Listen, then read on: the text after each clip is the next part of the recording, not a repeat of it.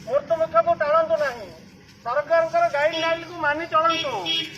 सारा राज्य रे लॉकडाउन चलीथिला बेले साइकेल रे बुली बुली सचेतन कराइले थाना अधिकारी।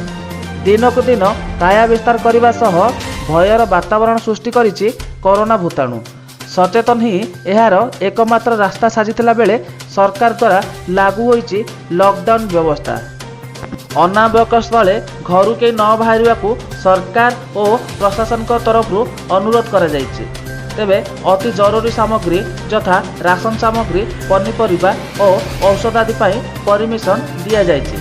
तत्सह सामाजिक दूरता और मोटरसाइकेल व्यवहार न करने को प्रशासन तरफ अनुरोध करने सह खिलाफ कले दृढ़ कार्यानुष्ठान नेबा सह मोटरसाइकेल जबत करा जिवो बोली सोरडा पुलिस कहिथिबा जणा जाउछि। गंजाम जिला सोरडा ब्लॉक थाना अधिकारी रमेश प्रधान सह समस्त पुलिस कर्मचारी साइकेल द्वारा बुले बुले डाकबाजी जंत्र साहाय्य सचेतन कराइथिले। ब्यूरो रिपोर्ट प्रिया न्यूज। निज दायित्व तुम मैंने रेस्पन्सिबल लोक तुम मैंने तुमको जब कह पड़े मुझे जितना देखला 3टा लोक से भर पशि जाऊे कि